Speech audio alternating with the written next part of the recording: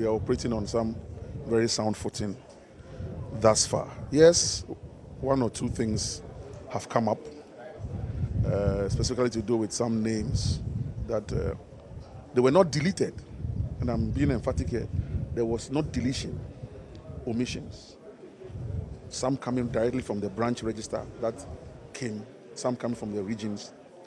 As and when the committee's attention has been drawn to it, per the rules, we are able to correct those things and allow those individuals to vote. So we will inform the ECE through writing, not by word of mouth, and then those persons are allowed to vote. And so the difference is that at the national level, when the EC compiles a register, there's a period for exhibition. And so we are all allowed to go. And so that is when whatever anomalies that we come across, then we give the EC enough time again to go and prepare another register before we go into the... No, it wasn't done. There was not enough time. There was not enough time to do an exhibition. Yes, we gave the register to the aspirants far ahead, but in terms of that operative or operational world called exhibition, we were unable to do the exhibition. So we will agree that there were a few omissions, but not deletions. Because if you say deletion as if it's deliberate, but yes, operational omissions that have been corrected as we've gone along the line. So I think it's gone well so far. And as organizers for this election, do you get a sense that at the end of the entire process, all those who participated in the election will be satisfied with the results that will come out? My brother, I can't speak for any individual. As to whether people will be satisfied or not, I can't say. All I can say is that as a committee and as a political party, we will be able to say with a fair amount of satisfaction that we did a good job. We created a fair playing field. For example, as a committee, throughout the process, we engaged the aspirants. Every concern they came up with, not a single concern was rubbished. We will sit with them, we will comb through the concerns. As and when there was no hair for the comb to go through, we all agreed that, look, there's no hair here, so the comb cannot go through it. But where it is there was hair for the comb to go through, then we combed it together. And so, for example, the guidelines that we are using to govern these elections, we sat down with them. They had input. In fact, in some instances, we made them to draft the thing in the kind of word or the wording that they were comfortable with. They did that, they brought it. We agreed that aspirants should have agents at the printing press. So 4 agents per an aspirant. We gave them ballot statistics.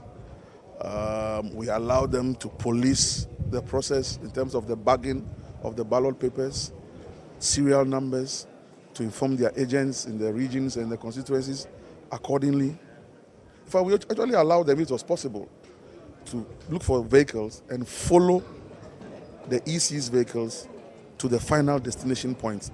That one, I'm not too sure if they're able to do that. Every vehicle that carried ballot papers had armed security men, policemen in it, and not party people. So I think by and large, whatever challenges that may have governed some election in the past, we've learned lessons from that, and with this particular one, we've tried to hem in all the loose ends as much as possible. One issue that became topical after the party's defeat in 2016 was the bit about unity. Do you get a sense that the NDC will come out stronger after this particular process? Well, in terms of the election process, I believe so, that we've done our possible best. But good question, the issue of unity, and I'm sure that the saying that in unity lies strength is something that we were born into and we shall outlive it and others will come and live through it. It's true, in unity lies strength. And 7 aspirants, it's never happened before. In fact, if you go through the history of the NDC, in 1992, no presidential primaries.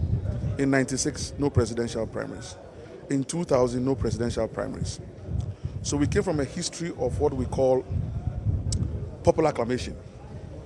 It was after the defeat of 2000 that we did reforms, and so we began primaries. So the first primaries was in 2002 between President Mills, of course then Professor Mills, and his classmate, Professor Kwesi Botwe, at the Central Cafeteria at Legon. Yeah. The second one was 2006, the same Legon, N Block. Professor Mills, Edward Annan, popularly known as Eddie Annan, Ekosio Gabra, and Alhaji Muhammad Idrisu, 4 of them. Then that's what took us into the 2008 elections.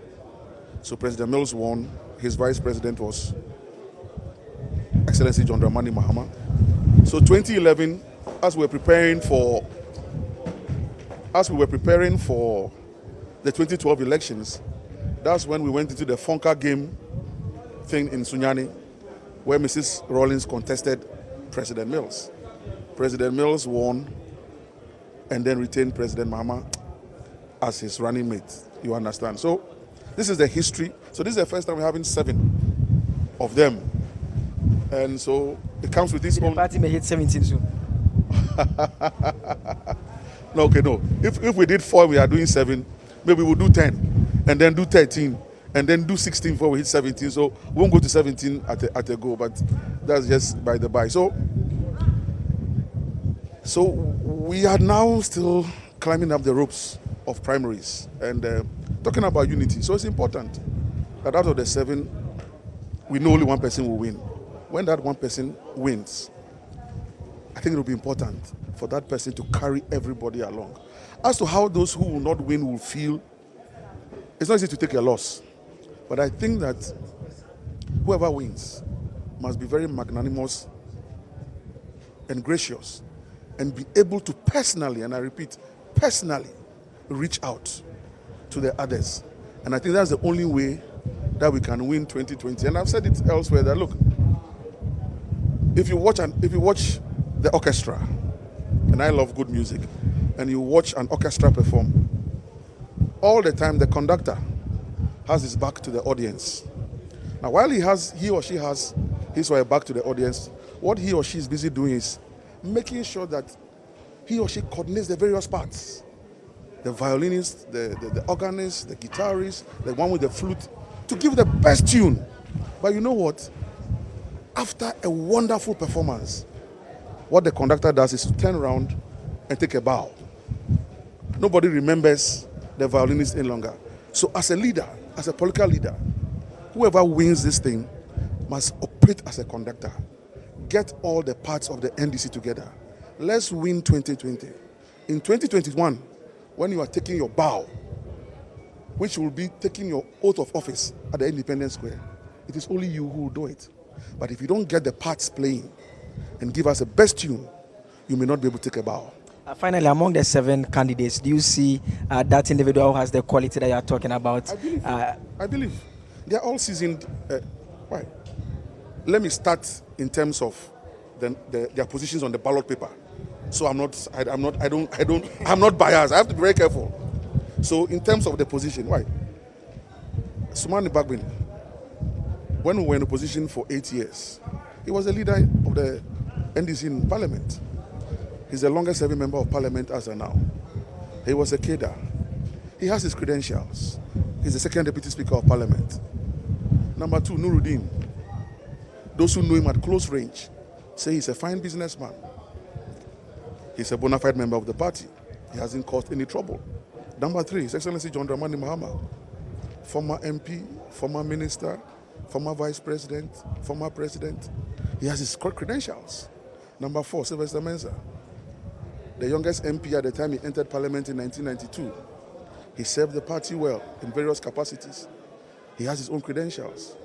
Number 5 is Dr. Ekosio Gabra, ambassador, minister, CTO, Commonwealth. In fact, if you look at, in terms of also just analysis of the 7 contestants in this race, he's the only one who is having a second shot at it. Because he contested in 2006. And so this is the second time that he's contesting. So he also comes with his own experience and his own background. Then number 6 is Gusitano. He has contested the presidential primaries before. The presidential race itself on the Reform Party ticket. Ekeda, they helped form the NDC.